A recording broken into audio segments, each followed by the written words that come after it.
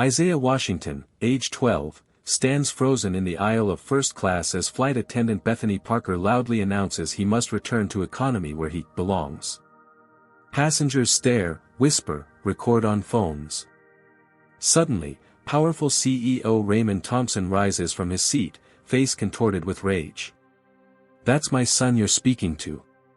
Before we dive into this incredible story, I'd love to know where you're watching from. Drop your location in the comments and hit that subscribe button if you want more stories about incredible moments that changed lives forever." Now let's see how this confrontation on Flight 1372 changed everything for young Isaiah Washington. Isaiah Washington had been counting down the days to this trip for exactly 43 days. Every morning, he would cross another number off the small calendar hanging beside his bed in the modest two-bedroom apartment he shared with his adoptive mother, Alicia, in the Brookside neighborhood of Atlanta. Brookside wasn't the safest place to grow up, the sound of police sirens often served as a nighttime lullaby, but it was home, and Alicia had done everything possible to make it feel secure. "You're going to knock them dead, baby," Alicia said that morning, adjusting the navy blue tie against Isaiah's crisp white shirt. The suit had been a lucky find at the thrift store, slightly too large in the shoulders, but nothing that a few strategic safety pins couldn't fix. Isaiah had saved for 6 months, doing everything from mowing lawns to helping elderly Mrs. Jenkins organize her coupons every Sunday after church. "What if they can tell it's secondhand?" Isaiah whispered, a rare moment of 12-year-old vulnerability breaking through his usually confident demeanor.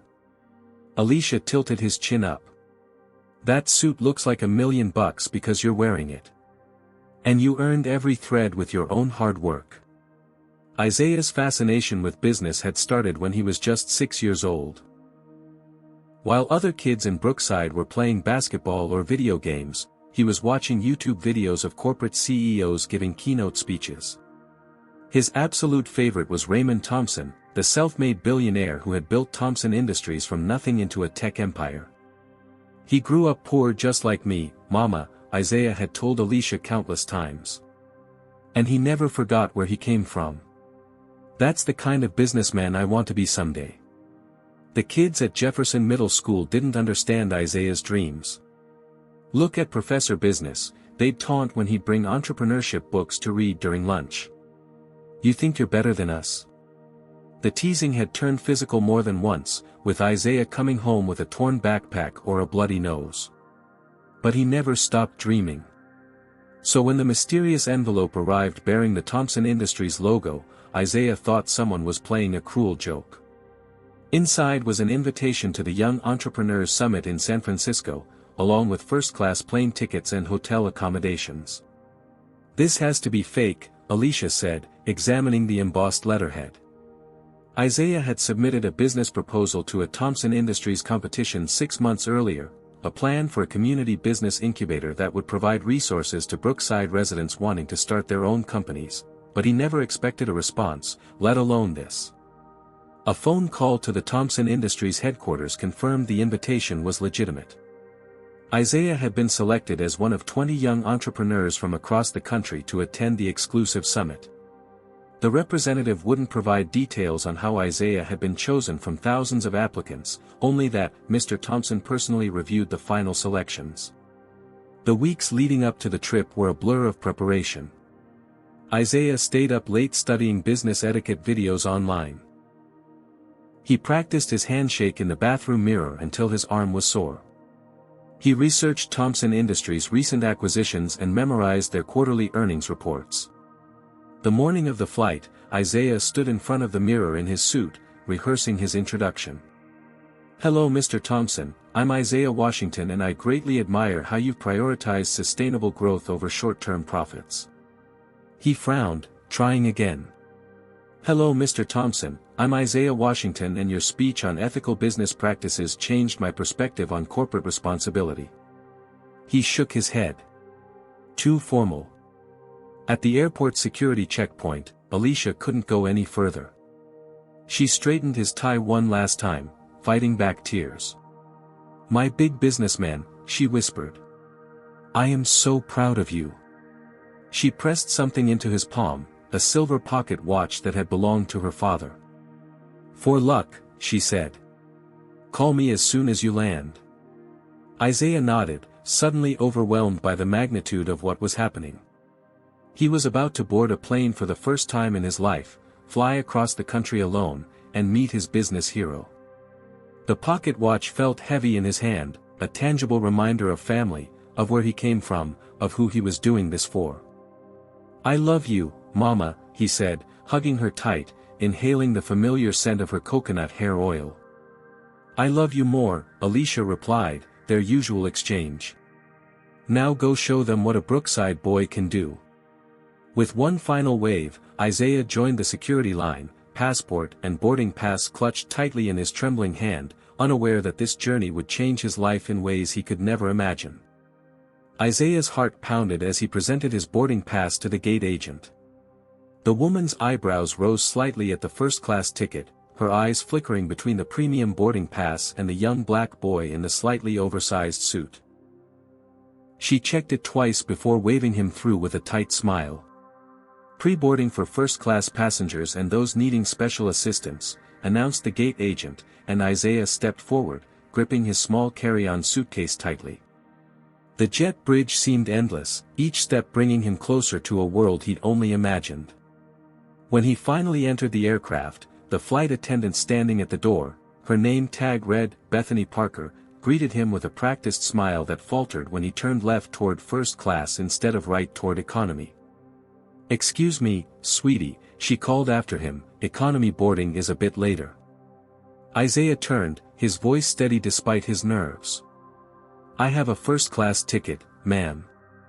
He handed her his boarding pass. Bethany examined it with a frown, turning it over as if searching for evidence of forgery. Seat 3A, she finally said, returning it with visible reluctance. That's the third row on the left. Isaiah nodded politely and made his way down the aisle, acutely aware of the plush leather seats and increased legroom of the first-class cabin. His seat was by the window, exactly as he had requested when confirming his reservation. He stowed his carry-on in the overhead bin, careful not to wrinkle his suit jacket as he settled in. The flight attendant appeared beside him again.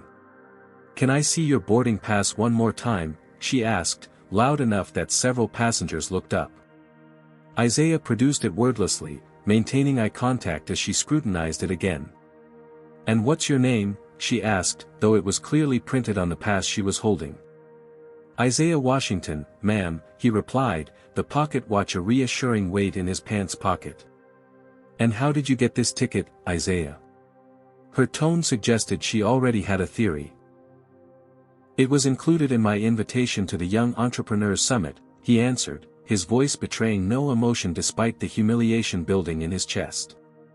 Thompson Industries arranged the travel.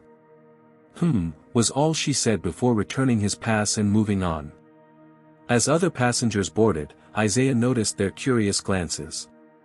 A white couple in their 60s took the seats across the aisle, the woman whispering something to her husband while looking directly at Isaiah. The husband leaned across the aisle toward Bethany when she passed. Is there some sort of program going on today? The man asked in a stage whisper, nodding toward Isaiah. I was wondering the same thing, Bethany replied, not bothering to lower her voice. I'll check with the gate. Isaiah pretended to be absorbed in the safety card, his ears burning. He'd experienced this kind of scrutiny before, in department stores, at restaurants when Alicia saved up for a special occasion dinner, walking home from school through the wealthier neighborhoods. He knew the drill, act natural, be polite, don't give them any reason. When the boarding was complete and the cabin doors closed, Isaiah felt a wave of relief. Just a few hours, and then he'd be in San Francisco. He excused himself to use the restroom before takeoff, carefully edging past the man in the aisle seat. Upon his return, however, Bethany blocked his path at the divider between first class and economy. Excuse me, young man, but you need to return to your assigned seat, she said loudly. I am, Isaiah replied. 3A, by the window. That's in first class, she said, as if explaining something obvious. I think you must have gotten confused during boarding. No, ma'am. My seat is 3A. I showed you my boarding pass twice. The exchange was drawing attention. Passengers in both cabins were turning to watch, and Isaiah noticed at least 3 phones raised, recording the interaction. "Look," Bethany said, her patience visibly thinning, "there's clearly been a mistake." "You don't," she paused, choosing her words, "you don't look like you belong in first class." The implications of her statement hung in the air. A few gasps came from nearby passengers. Isaiah stood straighter, reaching into his pocket for his boarding pass again. "My ticket says seat 3A, ma'am. That's where I was sitting. That's where I'm supposed to be. Maybe you found that ticket, or maybe there was a computer error, but—" "I didn't find it," Isaiah interrupted, his voice finally betraying a tremor of emotion. "I was invited to the Young Entrepreneurs Summit by Thompson Industries. They arranged everything.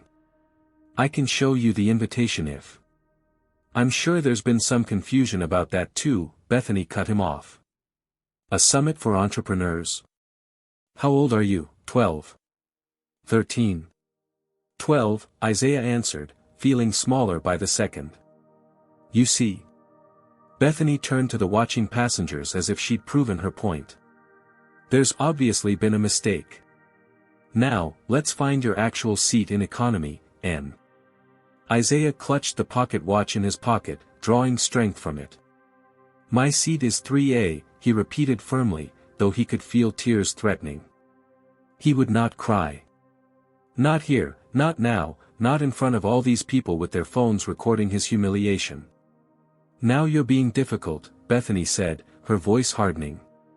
"If you don't return to your proper seat, I'll have to call the captain, and we'll be delayed. Is that what you want?" Before Isaiah could respond, a deep voice cut through the tension.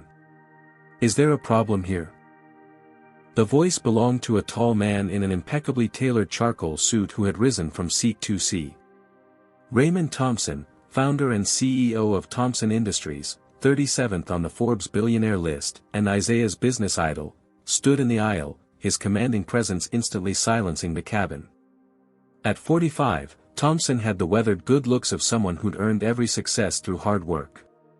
His close-cropped hair was salt and pepper at the temples, and his dark brown eyes were currently fixed on Bethany Parker with an intensity that made the flight attendant take an involuntary step backward. "Mr. Thompson," she stammered, recognition dawning. "I was just sorting out a seating confusion with this young man." Raymond Thompson's gaze shifted to Isaiah, who stood frozen in disbelief at seeing his hero in person. The CEO's stern expression softened almost imperceptibly. "There's no confusion," Thompson said, returning his attention to Bethany. "Isaiah Washington is my personal guest on this flight. His seat is indeed 3A, directly behind mine." A murmur swept through the cabin. The phones recording the confrontation remained raised, their owners now capturing an unexpected plot twist. I didn't realize," Bethany faltered. "He didn't mention he was with you. Why should he have to?" Thompson's voice was calm but carried an unmistakable edge. "His boarding pass clearly indicated his assigned seat. Or is there another reason you questioned his presence in first class?" The implication hung in the air, and Bethany's face flushed. "Of course not, sir. I was just following protocol for unaccompanied minors and—" "I'd like your employee number, please," Thompson interrupted. Before Bethany could respond, the flight captain emerged from the cockpit, alerted by the commotion. "Is everything all right out here?" Captain Walsh asked, then noticed Thompson. "Mr. Thompson. I didn't realize you were aboard today." "It's an honor, sir." "Captain," Thompson nodded. "We have a situation that requires addressing. Ms. Parker here seems to believe that my guest doesn't belong in first class despite his valid boarding pass." The captain turned to Bethany, whose professional composure was rapidly crumbling. "Mr. Thompson is one of our most valued platinum members, Bethany. I'm sure this is just a misunderstanding." "Misunderstandings like these happen with alarming frequency to certain passengers," Thompson replied coldly. Isaiah Washington was personally selected from thousands of applicants for our Young Entrepreneurs Summit. His business proposal was exceptional, demonstrating an understanding of community economics that most MBA graduates would envy. Isaiah stood speechless, watching his business idol defend him with the same fierce conviction he displayed in televised shareholder meetings. Perhaps Ms. Parker would be more comfortable working in another cabin for the duration of our flight, Thompson suggested in a tone that made it clear it wasn't merely a suggestion. The captain nodded quickly. Of course. Bethany, please switch with Michael in economy. I'll finish the first-class service preparations. As a visibly shaken Bethany retreated toward the back of the plane, Thompson turned to Isaiah. My apologies for that unpleasantness, Mr. Washington. I believe we're seat neighbors for the flight. Shall we? Still stunned, Isaiah nodded and followed Thompson back to their row. As they settled in, the other first-class passengers suddenly seemed keenly interested in their magazines and phones, though Isaiah could feel their covert glances. Once seated, Thompson leaned over. Your proposal for the Brookside Business Incubator was the most impressive submission we received. It showed remarkable insight into economic revitalization. Thank you, sir, Isaiah managed, still processing everything that had happened in the last 5 minutes. What a mess. Parker and everyone else on this plane doesn't know, Thompson continued, lowering his voice, is that we've had our eye on you for quite some time, Isaiah. You have? Isaiah whispered. Thompson nodded, studying the boy's face with an intensity that made Isaiah slightly uncomfortable. Your application triggered a flag in our system. You see, we use an algorithm in our scholarship search that looks for certain patterns of excellence, certain genetic markers of potential, you might say. Isaiah looked confused. Genetic markers? Thompson took a deep breath. There's no easy way to say this, so I'll be direct. A DNA comparison was run as part of our Advanced Talent Identification program. The results were unexpected. The plane began taxiing toward the runway as Thompson continued. Isaiah, according to every test we've run, you are my biological son. The roar of the engines as the plane accelerated down the runway matched the rushing in Isaiah's ears as the world he knew tilted on its axis. Thompson explained in a low voice that couldn't be overheard above the engine noise. He had a brief relationship with a woman named Serena Williams, not the tennis player, he clarified with a small smile, while building his first startup 17 years ago. They had parted ways before he knew she was pregnant. He had only recently discovered Isaiah's existence through the company's scholarship search algorithm, which had flagged unusual similarities in their application approaches and writing patterns. I didn't want to disrupt your life by showing up unannounced, Thompson said as the plane leveled at cruising altitude. The summit invitation was my way of meeting you first, seeing if there was a connection worth pursuing. Isaiah gripped the armrests, his mind racing. The mysterious invitation, the first-class ticket, the coincidental meeting with his business idol who turned out to be his biological father, it was too much to process. Does my mom know? He finally asked, thinking of Alicia who had raised him alone since he was an infant. Not yet, Thompson replied. I wanted to meet you first. To be certain. And are you? Isaiah asked, meeting the older man's gaze directly. Certain. Thompson's expression softened. I was certain the moment I saw you stand your ground with dignity against that flight attendant. But yes, the DNA test is 99.998% positive. You are my son, Isaiah. As the flight attendant, Michael, not Bethany, began the beverage service, Isaiah stared out the window at the clouds below, his reflection in the plexiglass showing a boy whose life had irreversibly changed course at 35,000 feet. Orange juice, sir?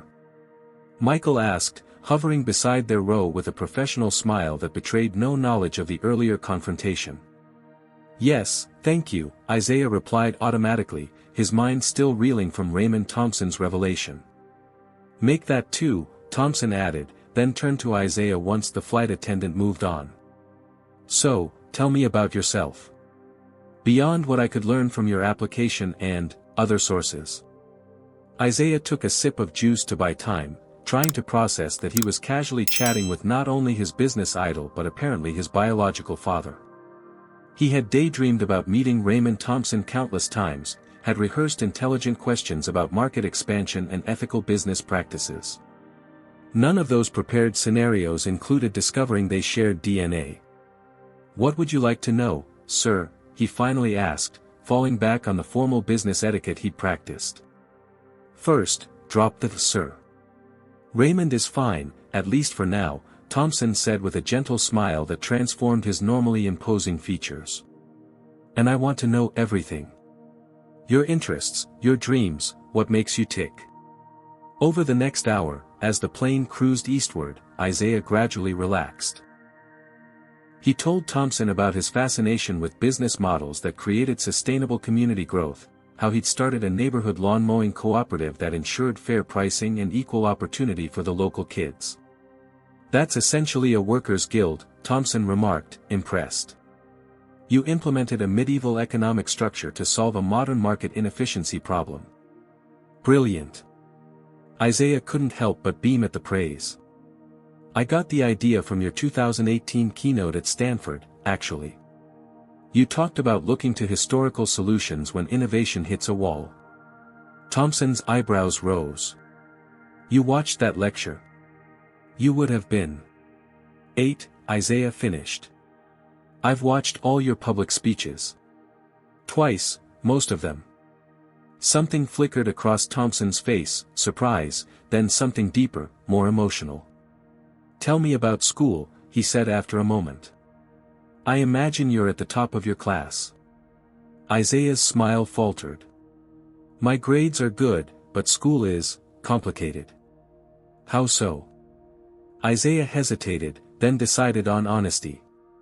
"The other kids don't really get me. They call me Professor Business or Wall Street like it's an insult.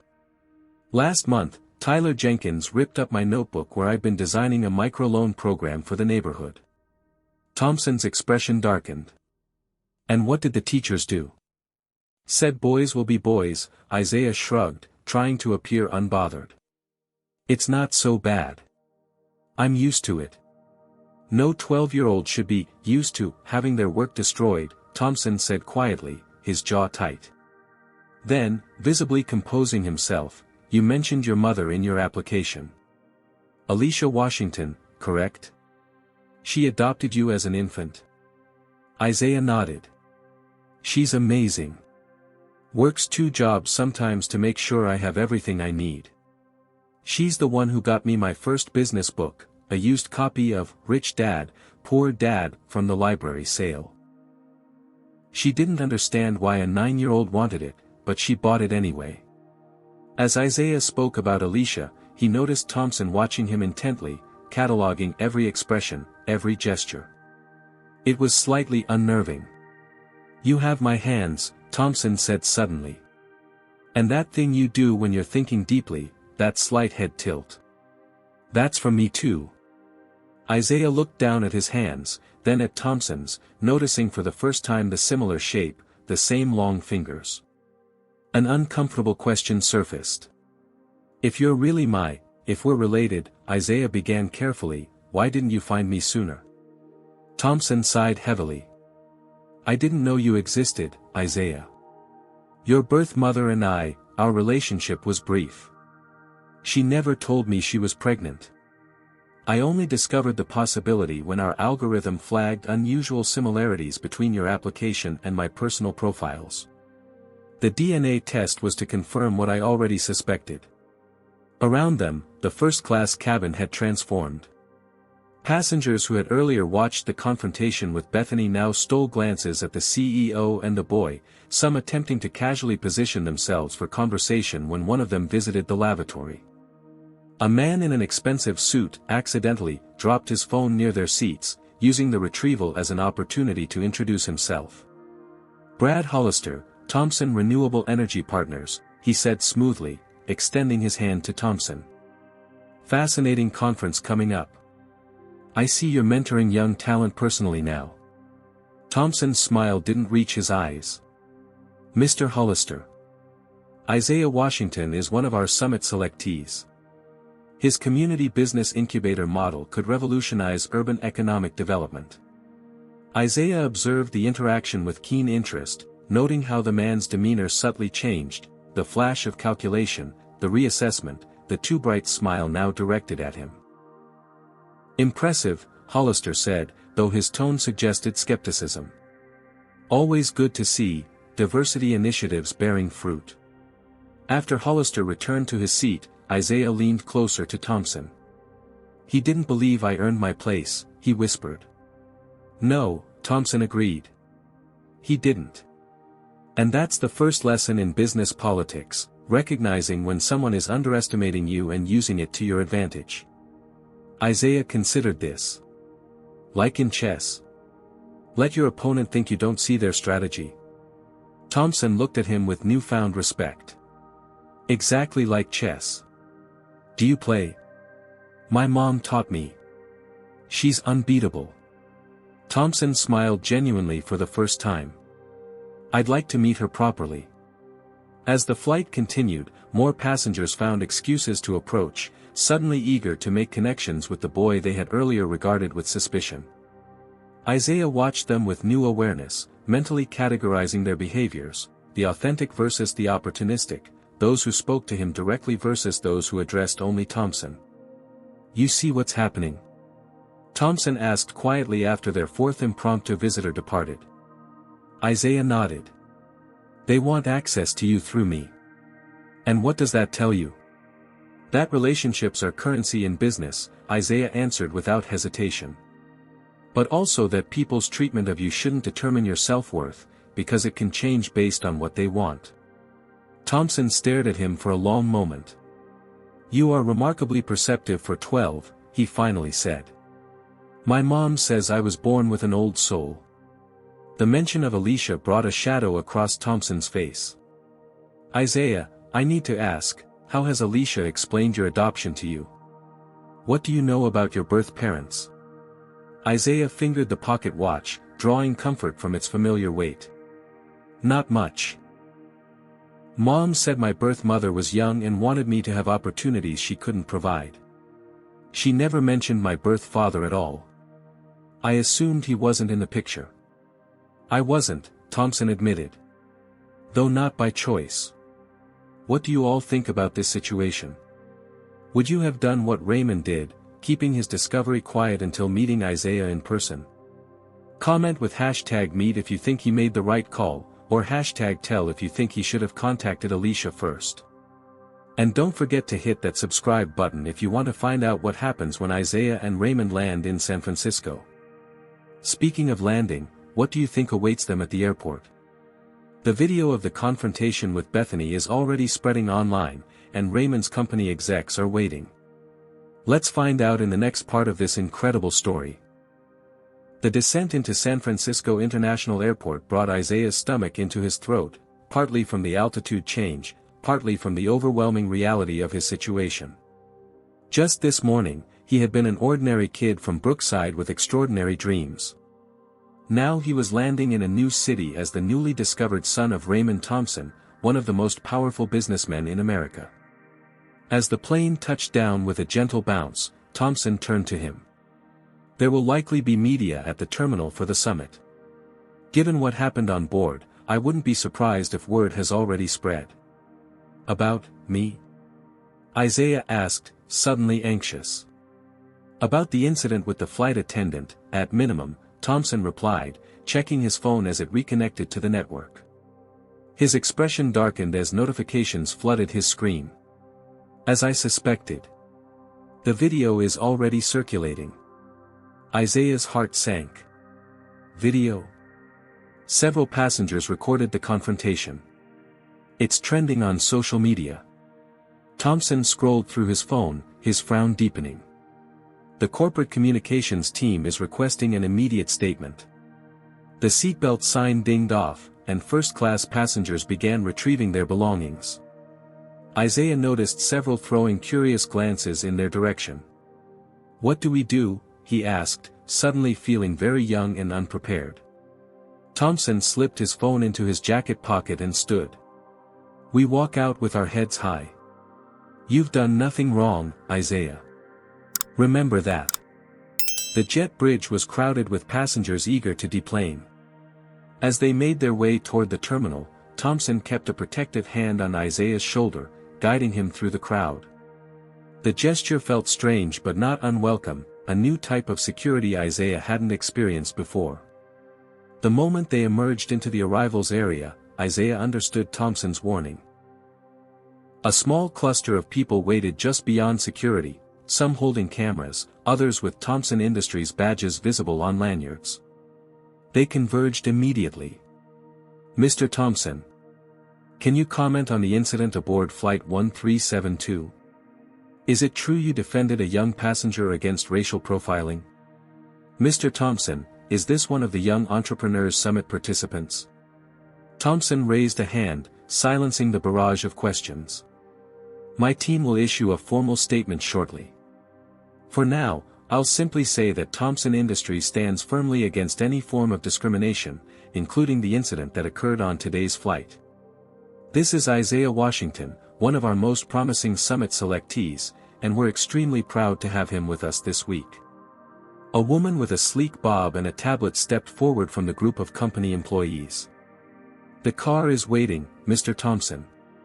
We've adjusted the schedule to accommodate a press briefing at 3. Thank you, Diane, Thompson replied, then turned to Isaiah. This is Diane Winters, my chief of staff. Diane, please meet Isaiah Washington. Diane's professional smile faltered for just a moment as she looked more closely at Isaiah, her eyes darting between him and Thompson with a flash of recognition that she quickly masked. It's a pleasure to meet you, Isaiah. We're all very impressed with your business model proposal. As they made their way through the terminal, Thompson explained to Isaiah that the other summit participants wouldn't arrive until tomorrow. You're getting a head start, he said with a wink that struck Isaiah as uncharacteristic for the normally serious CEO. Outside, a sleek black SUV waited at the curb. The driver loaded Isaiah's modest suitcase alongside Thompson's premium luggage, and they settled into the leather interior. Isaiah tried not to gawk at the vehicle's luxurious features, the built-in tablets, the refreshment console, the privacy partition. I should call my mom, Isaiah said, suddenly remembering his promise. She's probably worried. Thompson handed him a phone. Use mine. Better reception. While Isaiah dialed, Thompson lowered the partition slightly. The peninsula, please, James. And privacy mode. Alicia answered on the second ring. Hello. Mom, it's me, Isaiah said, relief washing over him at the sound of her voice. Isaiah. Thank goodness. How was the flight? Did you land safely? Is everything okay? The rapid-fire questions betrayed her anxiety. I'm fine, Mom. The flight was, he glanced at Thompson, unsure how much to share, interesting.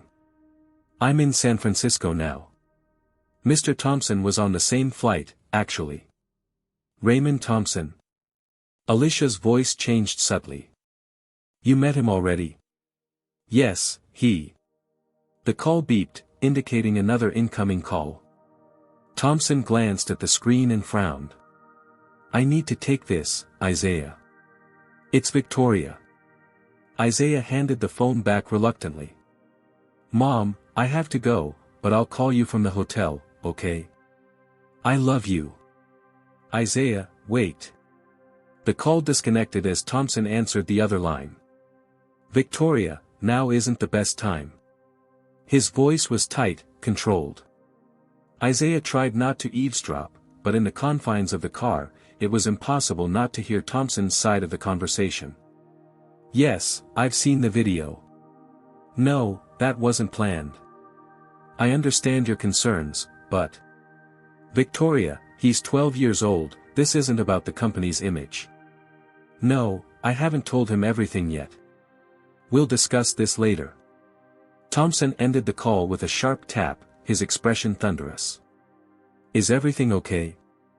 Isaiah ventured after a moment of tense silence. Thompson's features softened as he looked at Isaiah. That was my ex-wife. The video from the plane has raised some questions she feels entitled to answers for. Oh, Isaiah said, uncertain how to respond. Are you in trouble because of me? Absolutely not, Thompson said firmly. Victoria is concerned about how this might affect Thompson Industries' stock prices. She still owns a significant share of the company. But why would helping me affect stock prices? Thompson sighed. Corporate politics is complicated, Isaiah. Some board members might see my personal involvement with a summit participant as a distraction. Others might question my judgment in confronting a flight attendant so publicly. But none of that is your concern. The SUV glided through downtown San Francisco traffic, the city's iconic hills and Victorian architecture rolling past the tinted windows. Isaiah tried to absorb the sights, but his mind was too full of the day's revelations. As they pulled up to the Peninsula Hotel, Thompson placed a hand on Isaiah's arm. Isaiah, there's something you should know. Victoria saw the video and, she recognized certain features. Family resemblances. Isaiah swallowed hard. She knows I might be your son. She suspects. Victoria has always been perceptive. She's called her attorney. Why would she need an attorney? Thompson's expression grew grim. To protect what she sees as her children's interests. We have 2 kids together, Sophia and Marcus. They're older than you, 18 and 16. Victoria is concerned about inheritance implications, company succession plans, again, adult problems that shouldn't concern you. The door opened, and a hotel staff member greeted them with practiced deference. As they entered the opulent lobby, Isaiah noticed a woman rising from one of the plush seating areas, tall, blonde, expensively dressed, and moving toward them with purpose. Raymond, she called, her voice carrying across the marble floor. We need to talk. Now. Thompson tensed beside him. Victoria. I told you on the phone. And I told you this couldn't wait, she interrupted, her gaze shifting to Isaiah with unsettling intensity. So this is him. Isaiah stood straighter under her scrutiny, remembering Thompson's earlier words, head high, you've done nothing wrong. Victoria, this is Isaiah Washington, one of our summit participants, Thompson said carefully. Isaiah, this is Victoria Thompson. Victoria's perfectly manicured hand remained at her side. Quite the resemblance, she said coolly. Especially around the eyes. Your mother's coloring, I presume, but those are definitely Thompson eyes. Victoria, Raymond warned. She ignored him, addressing Isaiah directly. Did you know before today? Is that why you applied to the program? Isaiah blinked in confusion. Know what? Victoria, enough, Thompson cut in sharply. Isaiah, why don't you go with Diane to get checked in?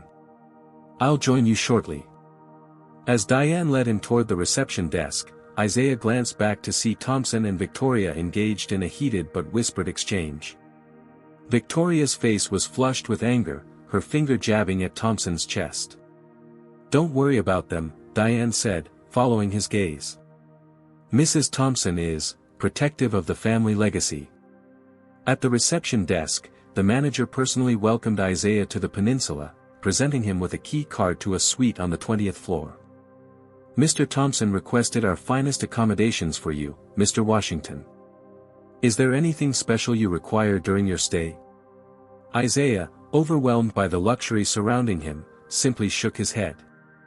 In the elevator, Diane briefed him on the revised schedule. The welcome dinner is at 7. The other participants arrive tomorrow morning. Mr. Thompson has arranged a private meeting with you at 5:30 today, if that suits you. Yes, ma'am, Isaiah replied automatically, his mind still processing Victoria's hostile reception. His suite was larger than the entire apartment he shared with Alicia, a sprawling space with floor-to-ceiling windows overlooking San Francisco Bay. A gift basket waited on the coffee table alongside a Thompson Industries welcome package. Make yourself comfortable, Diane said, heading for the door. Room service is available 24/7 if you're hungry. Just dial 0. Alone in the palatial suite, Isaiah sat on the edge of the massive bed, removed his father's pocket watch from his suit pocket, and stared at it, grounding himself in its familiar weight and texture. His phone chirped with a text from Alicia, "Call me ASAP. Saw the video online. Are you okay?" Before he could reply, another notification appeared, an email from Thompson Industries' PR department requesting a meeting before the welcome dinner, to discuss social media strategies. Then another text, this one from an unknown number, "This is Raymond. Victoria has unfortunately complicated things. We need to talk before dinner. I'll come to your suite at 5. There's more you need to know." Isaiah dropped backward onto the bed, staring at the ceiling. The dream trip had become something else entirely, something both wonderful and terrifying. He was Isaiah Washington from Brookside this morning. Now he was potentially the secret heir to the Thompson fortune, caught in a web of corporate politics and family drama he barely understood. Outside his window, San Francisco sparkled in the afternoon sun, beautiful and alien and full of uncertain promise. The Young Entrepreneurs Summit opened with the fanfare befitting a Thompson Industries flagship event. The grand ballroom of the Peninsula Hotel had been transformed into a vision of modern corporate elegance, glass podiums bearing the distinctive TI logo, sleek digital displays showcasing breakthrough innovations, and a stage backed by a 20-foot LED screen currently displaying the summit's theme, "Building Tomorrow's Business Today." Isaiah stood just off stage, adjusting his tie nervously. The events of the previous evening still swirled in his mind, Raymond's private revelation that DNA tests had confirmed their relationship with 99.998% certainty, Victoria's unexpected appearance at his suite door with a family attorney in tow, the hastily assembled press statement about the airplane incident that carefully omitted any mention of their biological connection. "You'll do fine," Raymond said beside him, his hand resting briefly on Isaiah's shoulder. "Just be yourself." "What if they don't take me seriously?" Isaiah whispered. "I'm the youngest person here by at least 5 years." Raymond's expression softened. "That's precisely why they should take you seriously. You achieved at 12 what most of them haven't accomplished at 17. On stage, Diane Winters was introducing Raymond to enthusiastic applause. A visionary who has consistently demonstrated that ethical business practices and profitability are not mutually exclusive. Please welcome the founder and CEO of Thompson Industries, Raymond Thompson. Raymond gave Isaiah a reassuring nod before stepping into the spotlight. The transformation was immediate, his posture straightening, his smile warming to just the right degree of approachability while maintaining authority. This was the Raymond Thompson that Isaiah had watched in countless videos, the business titan whose TED Talk on sustainable innovation had inspired Isaiah's own project. "Good morning, future leaders," Raymond began, his voice commanding immediate attention. "Welcome to the inaugural Thompson Industries Young Entrepreneurs Summit. You 20 individuals were selected from over 5,000 applicants worldwide based on one essential quality, the vision to see beyond what is to what could be." Isaiah watched from the wings, mesmerized as always by Raymond's ability to captivate an audience. The man who had sat across from him last night, explaining complex genetic marker results and apologizing for the years of absence he hadn't known about, now commanded the room with effortless charisma. "Before we begin today's sessions, I want to introduce someone special," Raymond continued. "Our youngest participant embodies everything this summit represents: innovation, resilience, and the courage to challenge established norms. His community-based business incubator model could revolutionize economic development in underserved neighborhoods across America. Please welcome Isaiah Washington." Isaiah took a deep breath and walked onto the stage, conscious of every step, every movement. The audience, a mix of teenage entrepreneurs, venture capitalists, and Thompson Industries executives, applauded politely, curious eyes assessing the young boy in the suit that no longer seemed slightly too big, thanks to the Peninsula's overnight tailoring service arranged by Raymond. "Thank you, Mr. Thompson," Isaiah said into the microphone, his voice steadier than he expected. "I'm honored to be here among so many brilliant young minds." From the audience, Isaiah could feel the scrutiny intensifying. Some faces showed genuine interest, others barely concealed skepticism, and a few displayed outright hostility, particularly from a group of teenagers seated in the front row, their designer clothes and confident postures marking them as children of privilege. One boy in particular, with perfectly styled blonde hair and a bespoke navy blazer, studied Isaiah with cold calculation. Isaiah would later learn this was Jackson Price, 17-year-old son of Thompson Industries' chief financial officer and creator of a luxury goods authentication app that had already secured $2 million in venture funding. As Isaiah took his seat for the opening panel discussion on disruption as opportunity, he felt a tap on his shoulder. Jackson Price leaned forward from the row behind him. "Nice job with the viral video strategy," he whispered, his smile not reaching his eyes. "Flying first class with the CEO and creating a racism narrative? Brilliant PR move. Almost makes up for your charity case status." Isaiah stiffened but remembered Raymond's words from the plane, "Recognize when someone is underestimating you and use it to your advantage." He turned slightly. "Thanks for the feedback. I look forward to hearing your presentation later." The morning progressed through sessions on market analysis and capital acquisition strategies. Isaiah took detailed notes, absorbing everything while keeping a careful eye on the dynamics of the room. He noticed how the other participants, mostly aged 16 to 20, clustered according to invisible hierarchies, the tech innovators in one corner, the social enterprise founders in another, the children of Thompson Industries executives forming an exclusive circle during breaks. By lunchtime, the pattern was clear. Despite Raymond's introduction, Isaiah remained an outsider, too young, too unknown, and now, thanks to the viral video, too controversial. During the networking lunch, Isaiah found himself alone at a table until Raymond appeared with a group of venture capitalists. "Gentlemen, I believe you should hear Mr. Washington's pitch," Raymond said, taking the seat beside Isaiah. "His understanding of community economic ecosystems is remarkable." One of the investors, a woman with steel-gray hair and penetrating eyes, leaned forward. "I saw the video from your flight, young man. Handled yourself with impressive poise." "I'm Elaine Winters, Apex Ventures." Isaiah recognized the name immediately. Apex was known for backing minority-founded startups. "Thank you, Ms. Winters. It's an honor to meet you.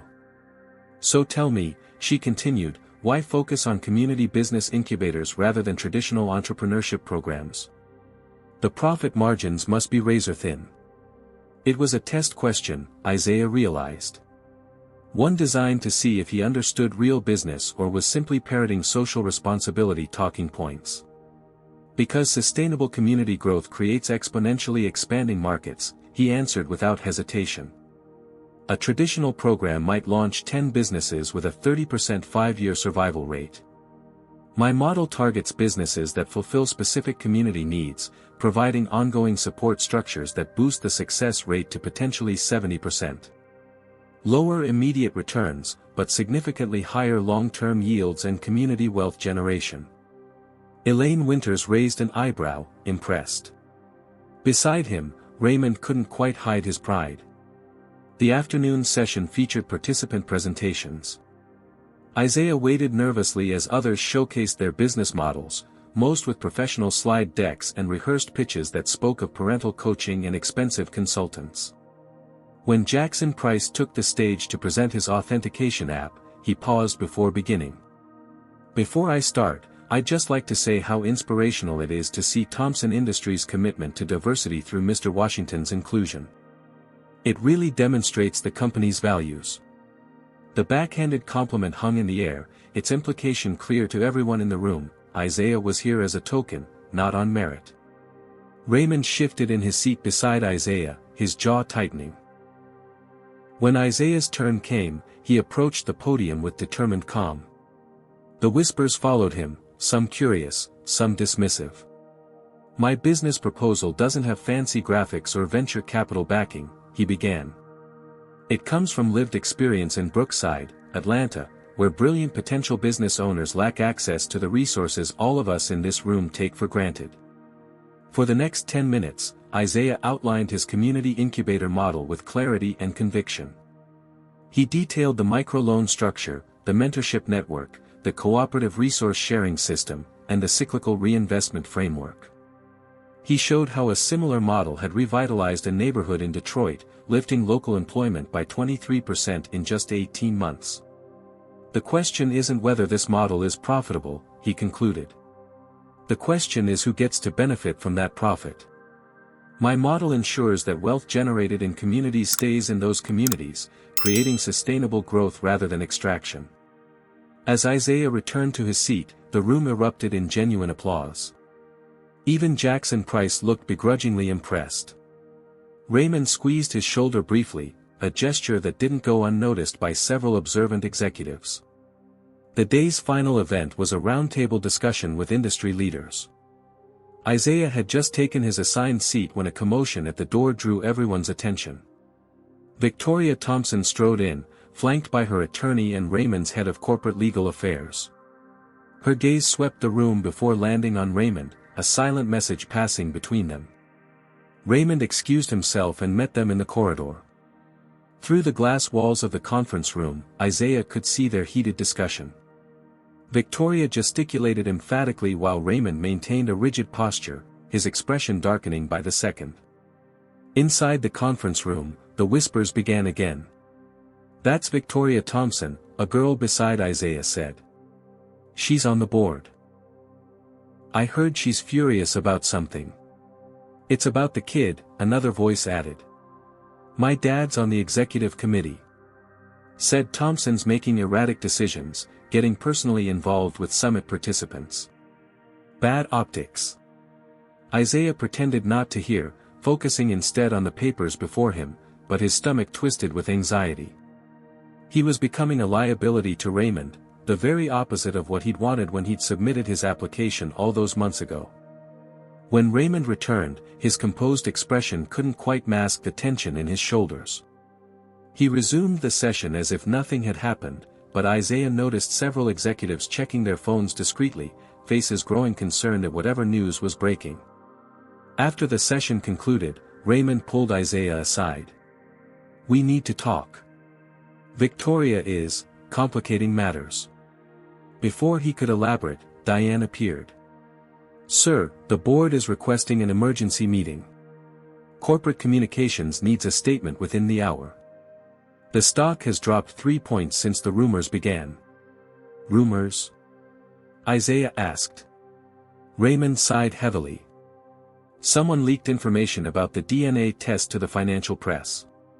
Speculation about a secret heir to the Thompson fortune is causing market volatility." Isaiah felt the blood drain from his face. "Because of me?" "No," Raymond said firmly. "Because of decisions I made long before you were born, and decisions I've made in the past 24 hours. None of this is your fault, Isaiah." As executives hurried Raymond away to the emergency meeting, Isaiah found himself alone in the emptying conference room.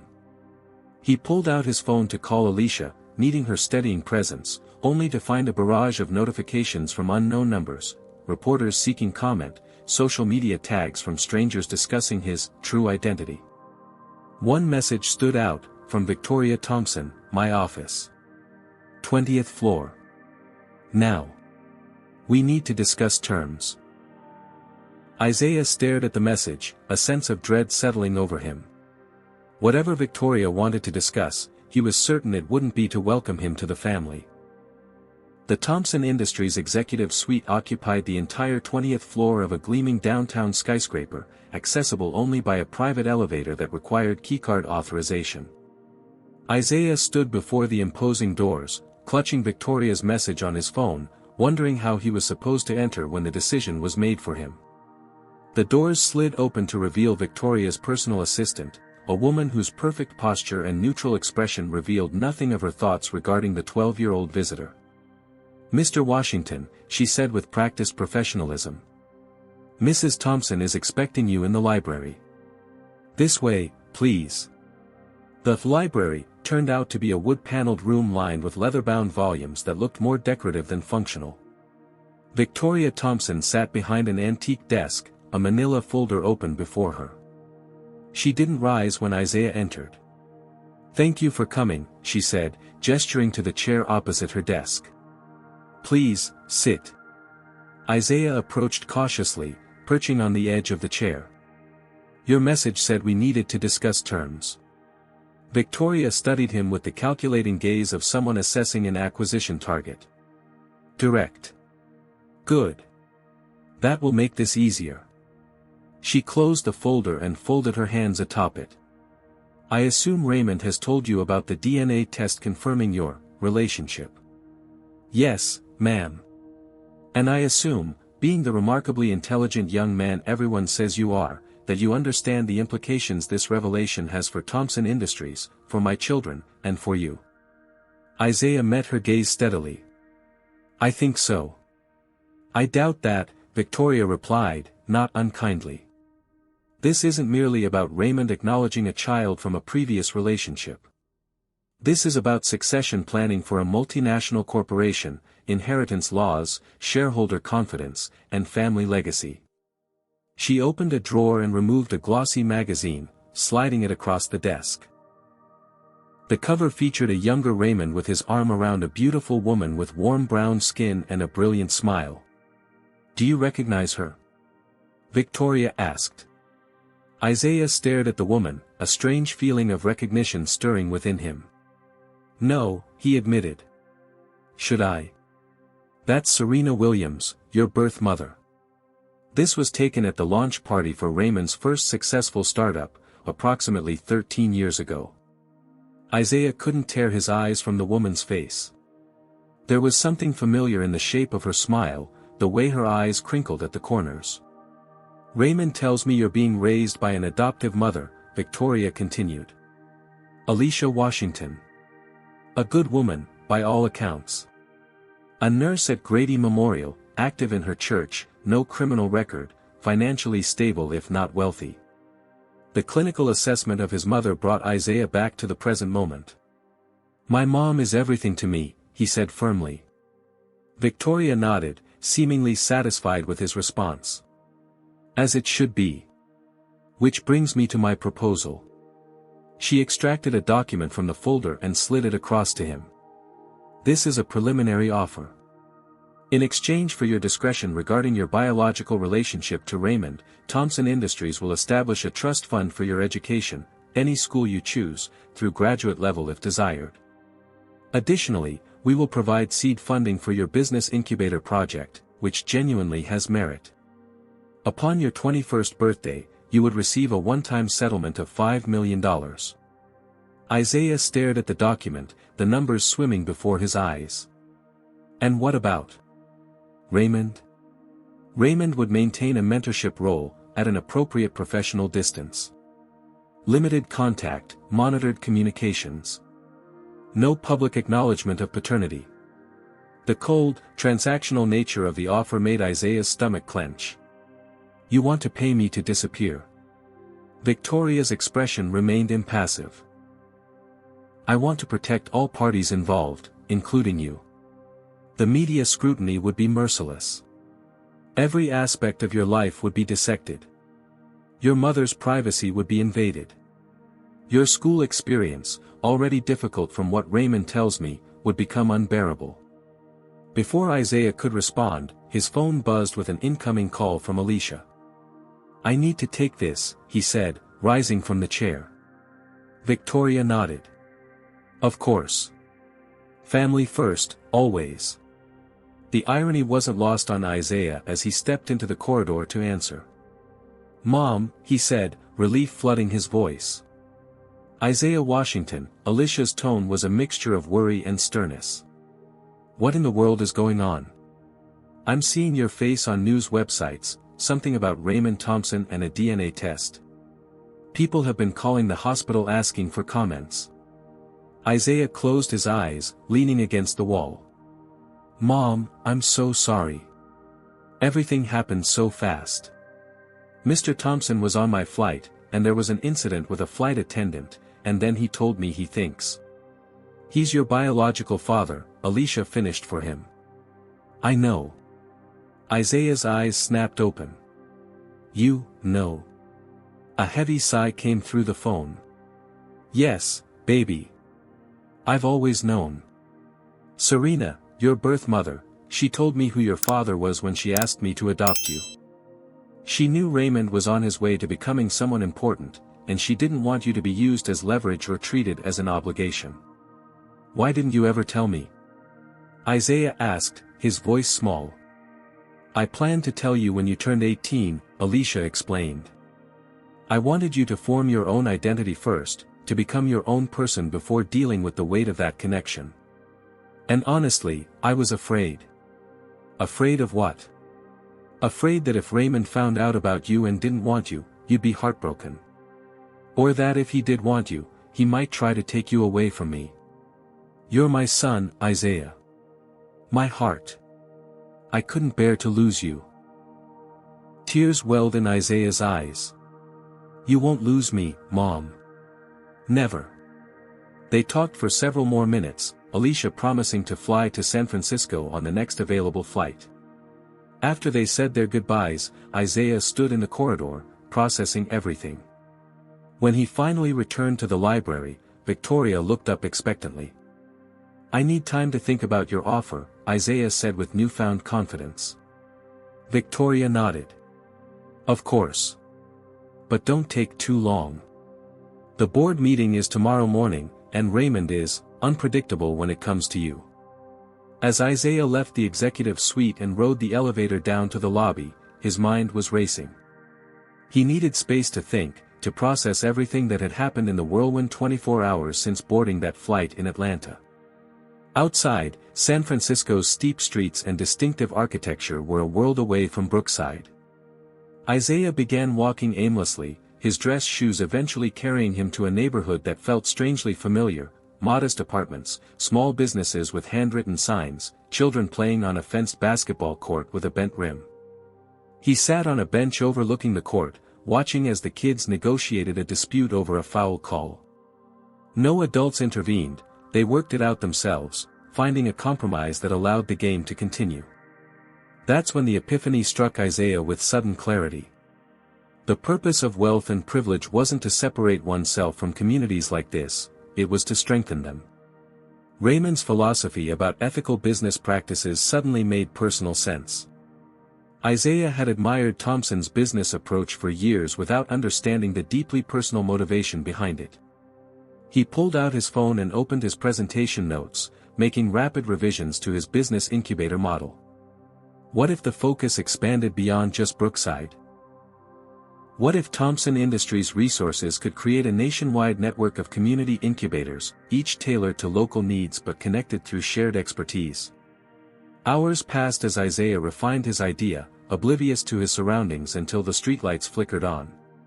Checking his phone, he found 27 missed calls, from Raymond, from Diane Winters, from Summit coordinators, even one from Jackson Price. A breaking news alert caught his eye: Thompson Industries stock plummets amid CEO controversy. Guilt washed over him. He had never intended to cause problems for Raymond or his company. Perhaps Victoria's offer was the best solution for everyone. As he stood to return to the hotel, his phone rang again. Raymond. Isaiah, Raymond's voice was tense with worry. Where are you? We've been searching everywhere. I needed to think, Isaiah replied. I'm in some neighborhood, I don't know where exactly. There's a basketball court and a convenience store called Manny's. Don't move, Raymond said immediately. I'm sending a car. The media has picked up the story, and it's not safe for you to be alone. 15 minutes later, a black SUV pulled up beside the bench.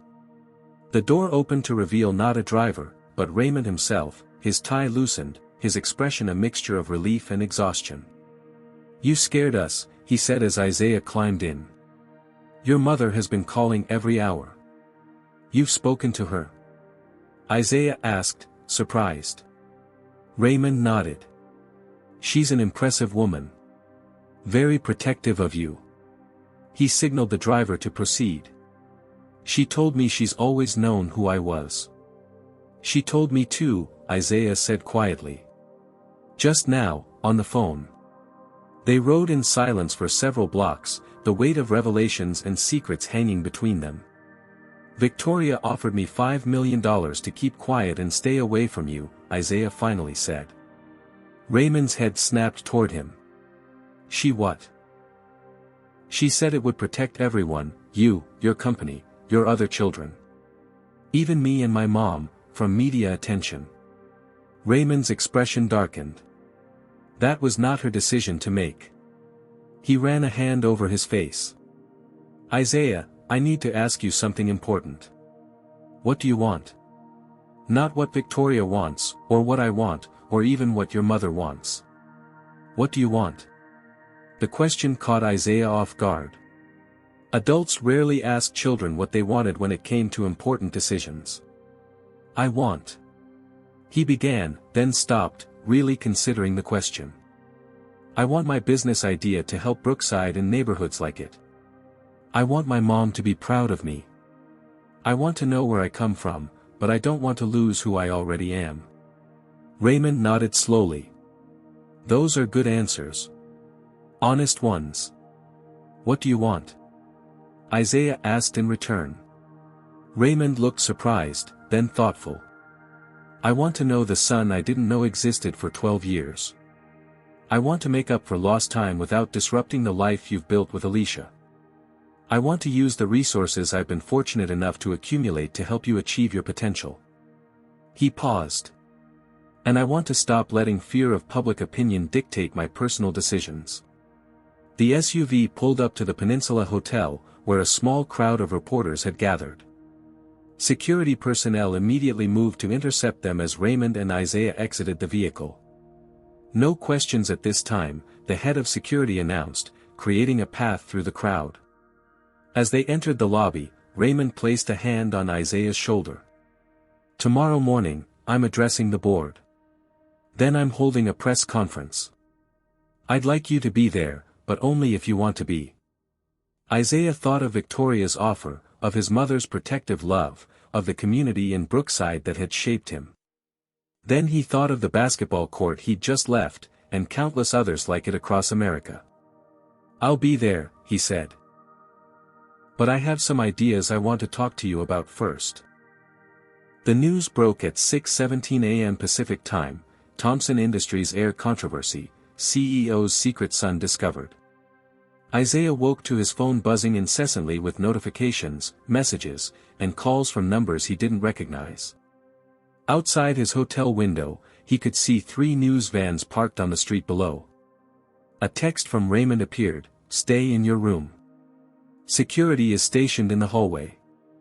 Alicia's flight lands at 9:40. My driver will pick her up." Isaiah's stomach churned with anxiety. His mother was flying into this media storm because of him. He texted back a simple, "Thank you," and tried calling her, but the call went straight to voicemail. She was probably already in the air. The television flickered with breaking news chirons when he turned it on, his own school photograph appearing beside a professional headshot of Raymond. The caption read, "DNA test confirms, 12-year-old summit participant is Thompson's biological son." Sources close to the company confirmed that Raymond Thompson only recently discovered his biological connection to Isaiah Washington, a participant in Thompson Industries' Young Entrepreneurs Summit, the reporter was saying. This revelation comes amid growing concern from board members about Thompson's judgment after a viral confrontation with a flight attendant. A knock at the door made Isaiah jump. "Room service," called a voice. Isaiah approached cautiously. "I didn't order anything." "Complimentary breakfast for Mr. Washington," the voice replied. "Security has cleared the delivery." When Isaiah opened the door, a hotel staff member stood beside a suited security guard, rolling cart between them. The staff member's eyes widened slightly upon seeing Isaiah, recognition dawning. "Thank you," Isaiah said, accepting the cart with as much dignity as he could muster in pajamas while his face was plastered across national news. As he picked at the elaborate breakfast spread, Isaiah's phone rang again, this time a FaceTime call from Jaden, his best friend back in Brookside. "Dude!" Jaden exclaimed the moment Isaiah answered. "You're all over the internet. Everyone at school is talking about it. Mrs. Peterson even mentioned you in morning announcements. Great, Isaiah groaned. Just what I needed. Is it true? Is Raymond Thompson really your dad? Like, biologically? Isaiah nodded grimly. Yeah. Turns out he didn't know about me until recently. That's wild, man. Jaden's expression turned serious. How you holding up? The simple question from his friend nearly broke Isaiah's composure. Honestly? I don't know. Everything's happening so fast. There are reporters outside the hotel. My mom's flying in. Raymond's ex-wife offered me money to disappear. She what? Jaden's outrage was immediate. That's messed up. Their conversation was interrupted by another incoming call, this one from Raymond. I gotta take this, Isaiah told Jaden. I'll call you later, okay? Raymond's face appeared on screen, the background suggesting he was in a car. Isaiah, change of plans. The board meeting has been moved up. I'm heading there now. Victoria has apparently been rallying support to have me temporarily removed as CEO, citing personal distractions affecting company leadership. Because of me, Isaiah said, the weight of guilt settling on his shoulders. No, Raymond said firmly. Because of choices I'm making. There's a difference. He paused, seeming to choose his words carefully. Isaiah, after our conversation last night, I've been thinking. The board's concerns aren't entirely without merit. I have been distracted, but not in the way they think. Finding you has made me reevaluate what matters, both personally and for the company. Before Isaiah could respond, Raymond continued. I'm going to propose something radical at this meeting. It may not work, but I believe it's the right thing to do. In the meantime, Diane will come to your room at 10:30 to bring you and your mother to the press conference at noon. Raymond, Isaiah began, unsure how to express everything he was feeling. It's going to be okay, Raymond assured him with unexpected gentleness. One way or another. Trust me on that. After they disconnected, Isaiah showered and dressed in his suit, the same one he'd worn on the plane, now properly tailored to fit his frame. The Thompson Industries logo pin that Raymond had given him last night gleamed on his lapel. While waiting for his mother's arrival, Isaiah scrolled through social media, his stomach nodding at hashtags like hashtag Thompson Air Drama and hashtag Privilege Check on Flight 1372. The video from the plane had been viewed over 8 million times, spawning countless think pieces on racial profiling, corporate responsibility, and privilege theater.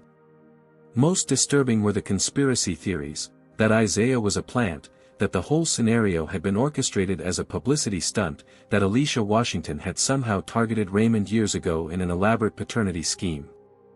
Unable to bear any more, Isaiah turned off his phone and stood at the window, watching the city go about its morning routine, oblivious to the personal crisis unfolding in this hotel room. At precisely 10 a.m., another knock came at the door, this one rapid, urgent. Isaiah? Baby, it's me. Isaiah flung the door open to find his mother standing there, looking exhausted but determined. Alicia Washington was not a tall woman, but she carried herself with the quiet dignity that comes from years of holding one's head high in difficult circumstances. She wore a simple dress and cardigan, her Sunday best, and her hair was swept back in a neat bun. Mom!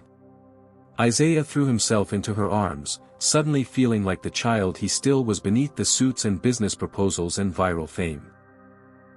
Alicia held him tight, one hand cradling the back of his head as she had when he was small. I'm here now, she murmured. We'll figure this out together. Over her shoulder, Isaiah could see Diane Winters waiting discreetly in the hallway, giving them their moment. Inside the room, Alicia took Isaiah's face in her hands, examining him as if checking for injuries. Are you okay? Really okay? I think so, Isaiah said honestly. It's been intense. But Raymond has been kind. He's at a board meeting now. They're trying to remove him as CEO because of me. Not because of you, Alicia corrected, echoing Raymond's earlier words. Because of situations beyond your control. Diane knocked softly on the still open door. Ms. Washington, Isaiah, I hate to interrupt, but we need to discuss the press conference. There's been a development. Alicia straightened, her protective instincts visibly engaging. What development? Mr. Thompson has just publicly acknowledged Isaiah as his son during the emergency board meeting, Diane reported, her professional demeanor cracking slightly to reveal genuine surprise.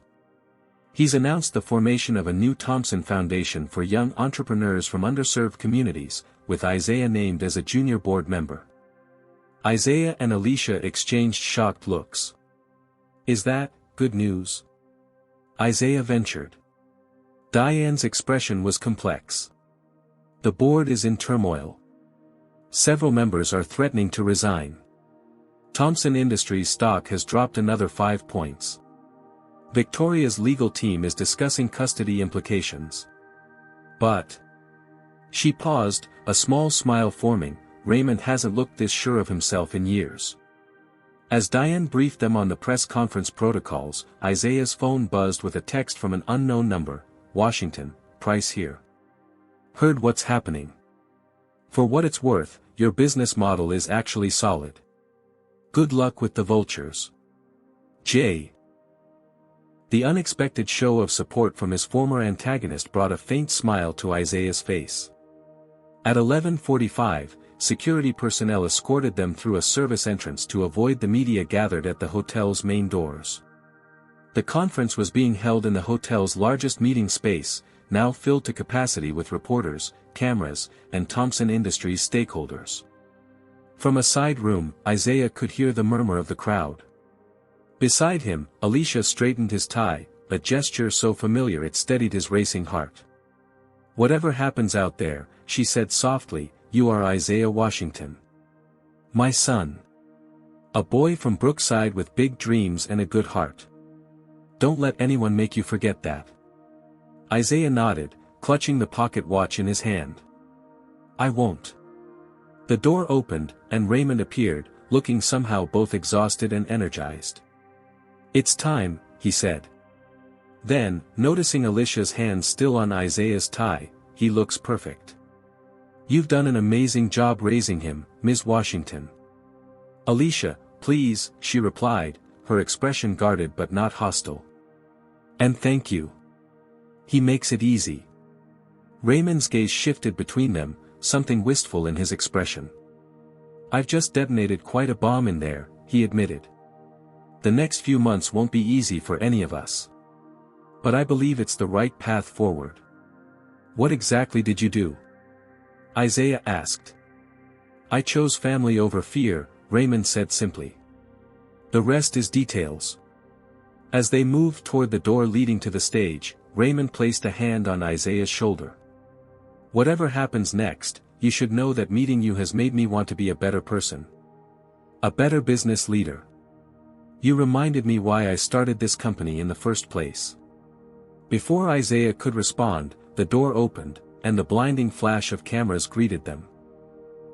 The crisis was far from over, but as they stepped onto the stage together, the boy from Brookside, the mother who raised him, and the father who had just turned his company upside down to acknowledge him, Isaiah felt a strange sense of peace amidst the chaos. Whatever came next, they would face it together. 6 months after the tumultuous Young Entrepreneurs Summit, a sleek black SUV pulled up outside a converted warehouse in Brookside, Atlanta.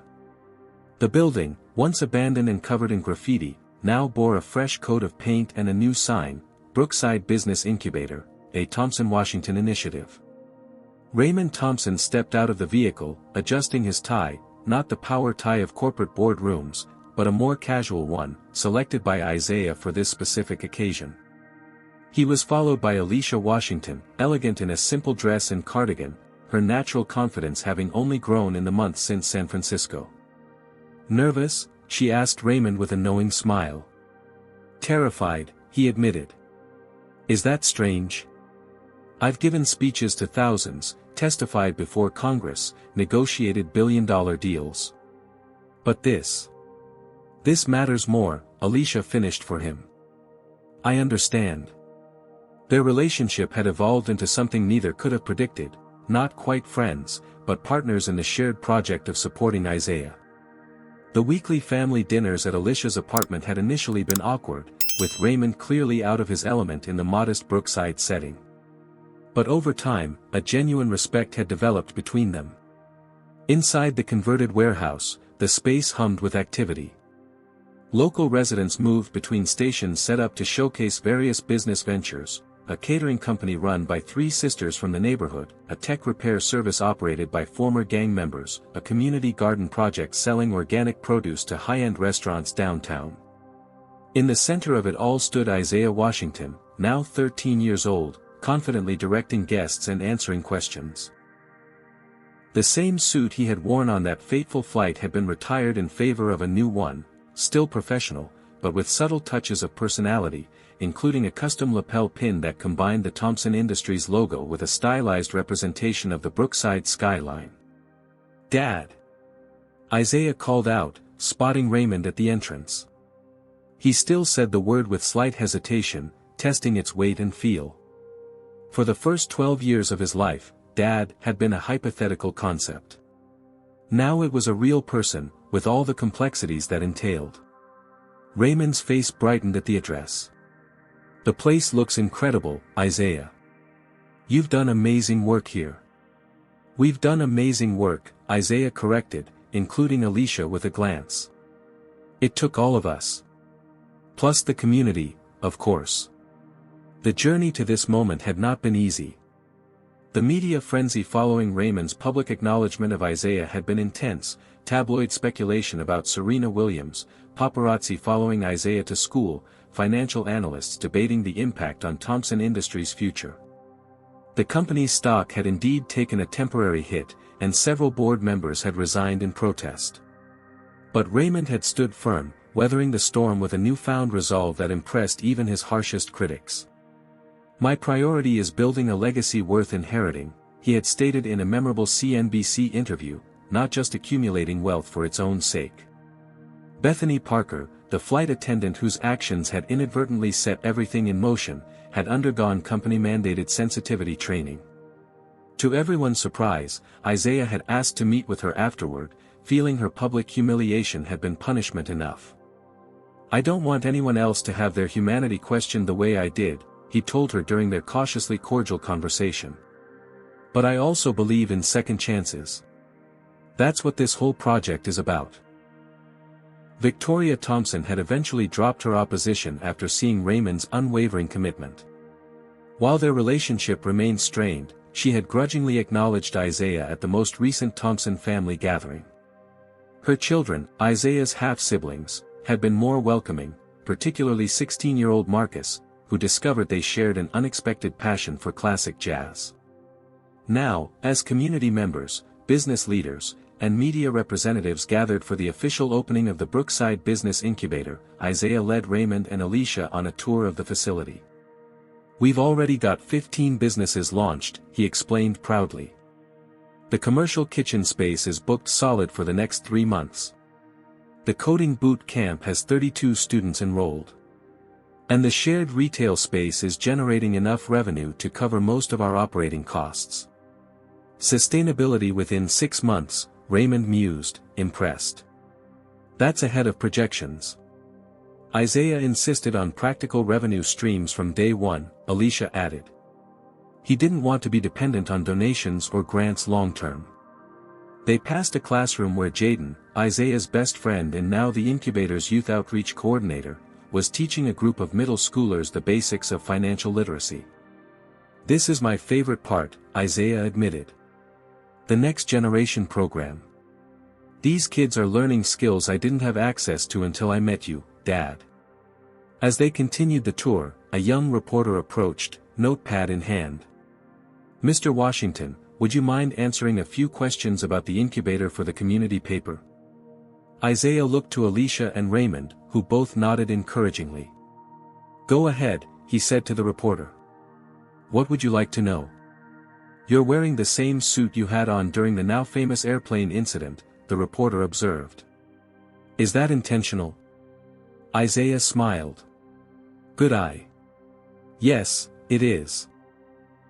This suit represents where my journey started, a boy with big dreams but limited resources.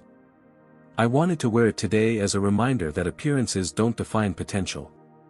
And now you're addressing Congress next month about youth entrepreneurship opportunities in underserved communities, the reporter continued. Did you ever imagine that moment of discrimination would lead to this platform?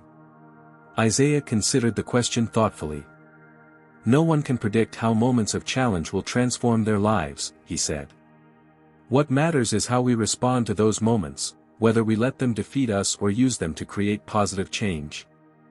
As the reporter thanked him and moved on, Isaiah rejoined his parents, the mother who had raised him with unwavering love and the father who had entered his life through an unexpected twist of fate.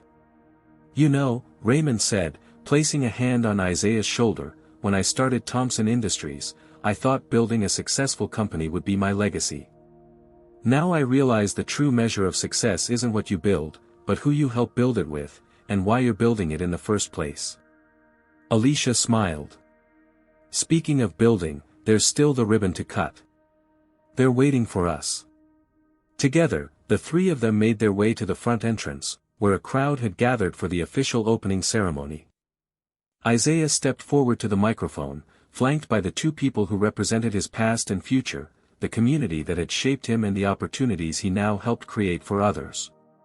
The Brookside Business Incubator isn't just about launching companies, he began, his voice clear and confident.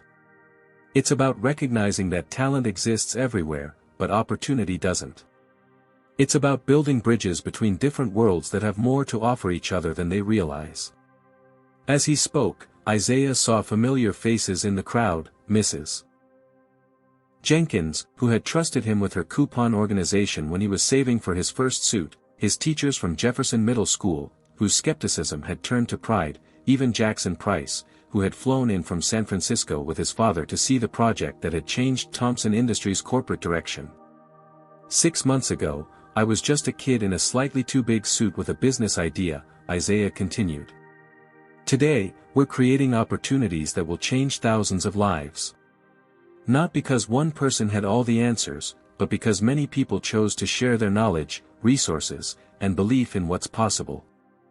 With a nod to Alicia and Raymond, Isaiah lifted the ceremonial scissors. This incubator belongs to Brookside. It belongs to every kid who's been told they don't belong somewhere because of how they look or where they come from. It belongs to every community with untapped potential waiting to be recognized.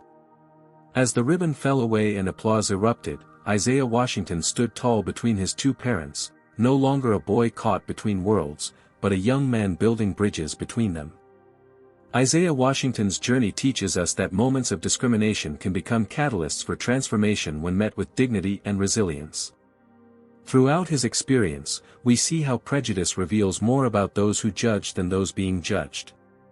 The flight attendant's assumptions about where Isaiah belonged reflected societal biases that limit human potential based on appearance.